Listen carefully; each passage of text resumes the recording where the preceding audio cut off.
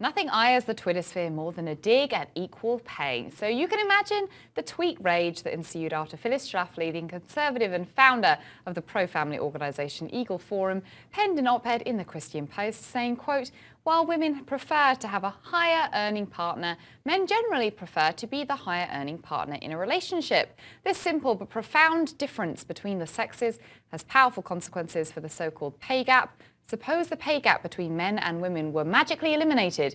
If that happened, simple arithmetic suggests that half of women would be unable to find what they regard as a suitable mate." Yeah, well, cue the backlash on social media. I just want to read a couple of tweets. Chris Remio says, "Women who earn the same as men can't find a suitable mate. Gross, go away." I have another one here from Rebecca Jennings who says, "Go home, Phyllis Schlafly. You're drunk. Women prefer to be paid less so they may marry higher earning men." And another one here from Jane Hoffman signs that this weather is a sign of a cosmic imbalance. Someone on my Facebook feed is defending Phyllis Schlafly. Hashtag LOL nope. And finally this one from Nell Scoville who says, "Shorter Phyllis Schlafly, weren't the 1950s wonderful?" Indeed. Well, joining me now to discuss, we have Hadley Heath, Senior Policy Analyst at the Independent Women's Forum, and Carol Evans, President of Working Mother Media and a HuffPost blogger. So welcome, ladies. Thank you. Thank you.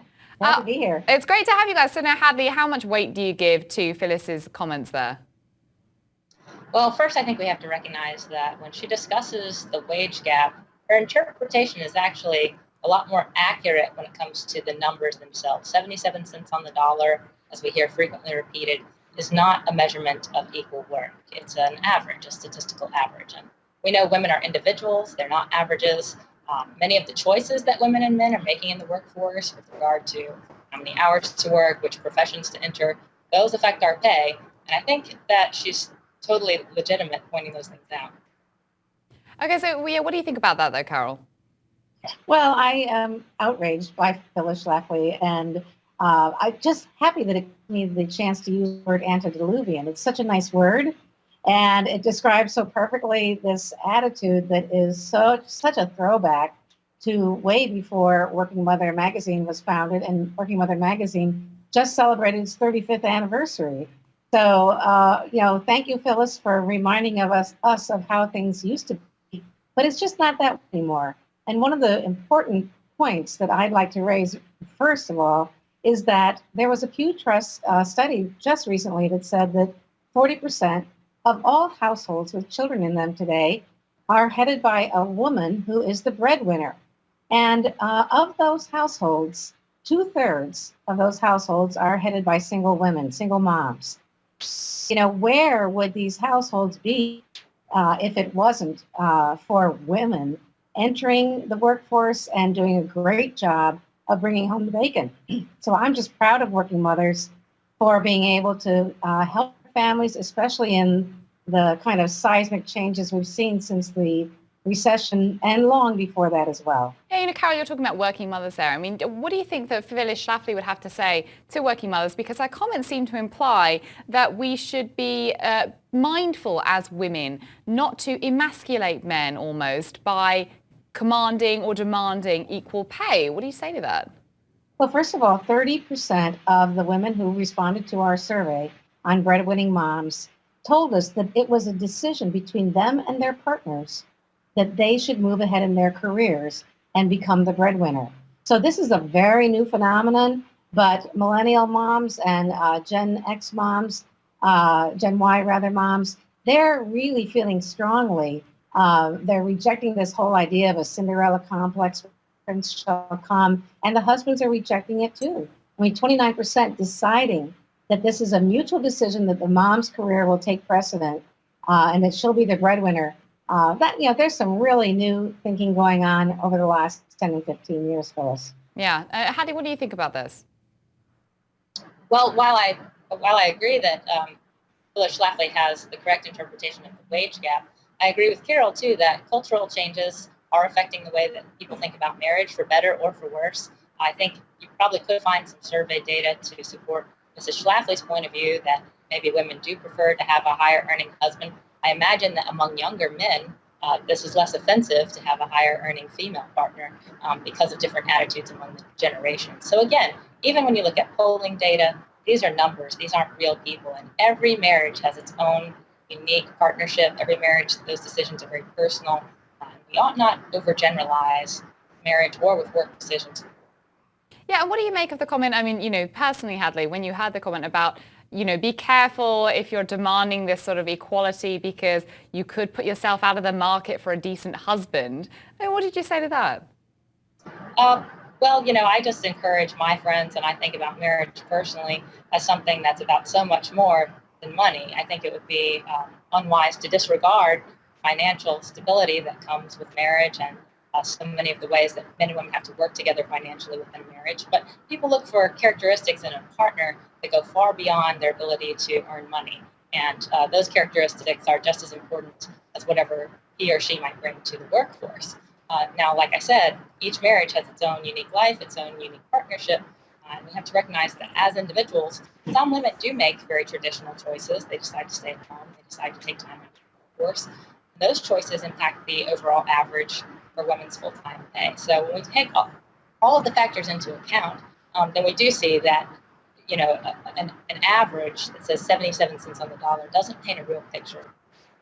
I think this is something that Anne-Marie Cox took to task actually today in The Guardian. I don't know if you've seen this piece, but she sort of says Obama's equal pay myth is one thing and the GOP's chauvinism is a problem. So, some people have been disputing the 77 cents quote that the Democrats have kind of been putting out there. We've had discussions about that on HuffPost Live. But sort of to Anne-Marie's point, the GOP chauvinism here. I mean, what do you say to that, Hadley? I mean, we can debate about the numbers all that we want, but, when it comes to kind of a cultural idea and kind of cultural gender issues, what do you think about the GOP's stance as is?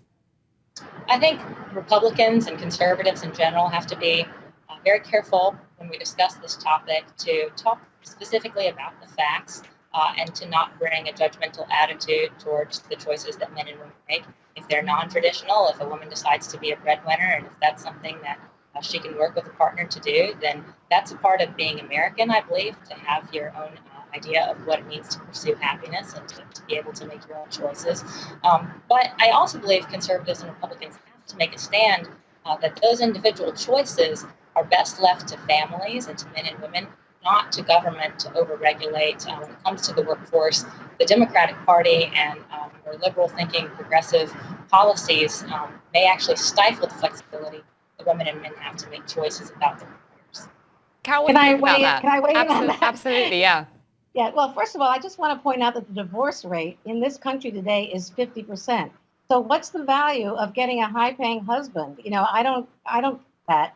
Women really need to be careful about relying on a marriage as a financial security blanket. It is no longer a financial security blanket. And, I think also that the Republican attack on women is extensive. The equal pay issue goes back to the Lilly Ledbetter legislation. Women know they're being underpaid. Women are extremely aware of exact jobs. They are being underpaid. It's very hard to rock the boat and prove it. It's very hard to rock the boat and take a stand on this. But we are encouraging women and we're encouraging senior women to look down through the people that report up to them and make sure there is equal pay. I think whether it's 77 cents or whether it's 80 cents, it's a huge issue. And another thing to remember is that women of color are paid at a much higher disparity rate. They are earning 64 cents on the dollar for African American women and 54 cents on the dollar for Latina women. So this is not just an issue for some women. This is an issue that keeps getting worse as you look at the diversity of the population, which is at 50% female. Absolutely. I kind of want to go with that and Hadley ask you, does it really help the conversation? Does it help further the conversation kind of move forward when the GOP or members of the Republican Party then kind of recycle and reuse comments made by people like Phyllis Schlafly to kind of perpetuate this sort of gender stereotypical kind of idea instead of really tackling, how they would address the disparity between pay? Because even if they don't think it is that 77 cent figure, the fact of the matter is that women are not being paid as much as men in this country in a number of different areas of work, life, social kind of status. We need to address that. What do you think? Well, I think in order for us to address a problem, we have to agree on what the problem is. And, when we talk about an overall average, like 77 cents, in order to get to 100% parity, women would have to be making a lot of different choices. They'd have to be, at parity with men in different professions that pay more. They'd be at parity with men in terms of the hours that they work. And those may not be choices that all women want to make. Those may not be choices that all men want to make in terms of leaning back or scaling back their careers, which would be the reverse situation. So I don't believe that the goal should be 100% parity in the averages. We could aim for equality. So Hadley, wait a second. Did you just say the goal isn't 100% parity? Why wouldn't that be the case? It wouldn't irk you to find out that, you're not making the same as your male counterpart? Oh, that would certainly bother me, but that's when we're talking about equal work. There's two different ideas at work here. One is equal pay for equal work, which is already in the law. That's required by the Equal Pay Act. That's required by the Civil Rights Act. Those laws have been federal laws since the 1960s. And there's another idea that we should try to create parity among men and women. It means equal outcome. This doesn't mean equal opportunity. And I don't think we should have equal outcomes for people who do different jobs, work different hours, bring different skill sets to the workplace. I think that's what anyone's asking for. Yeah, not Carol, asking go for it. Job that would have to be the result if we had 100% pay parity. Let me bring up another example. There was a study that suggested that single childless women in urban areas earned 8% more than their male counterparts. Now, would we want to cheat those women and ask them to earn less so that we could have 100% parity? I don't think so. Carol, I want to give you the final point on that. Yeah, this is not what anyone's really talking about when they talk about equal pay for equal work. We're talking about women CEOs earning the same as men CEOs, women who are editors earning the same pay as male editors. We're talking about equal pay for equal work, and it's not happening in this country. There's huge disparity, and it's all based on unconscious bias. Then we can't use 77 cents. You can't use 77 cents. Well, I think that, and I think Hadley and Carol, we're going to have to wrap it up in a second there, but Hadley, I think to that point, I encourage everybody to read Anne-Marie Cox's piece. We'll put it in the resource for everybody to have a look at, because I think that it goes beyond the 77 cents issue. I think unfortunately both sides, and I'm not sort of pointing fingers at the GOP necessarily. I mean, I think the Democrats have been riding on the 77 cents as well. I think sometimes the numbers do cloud the actual real issues underneath. And Carol, I think I agree with you on that point. But I want to thank you both so much for joining me today to talk about this issue. Thank you. Thank you so much. And guys, stick around. There's much more HuffPost Live coming up next.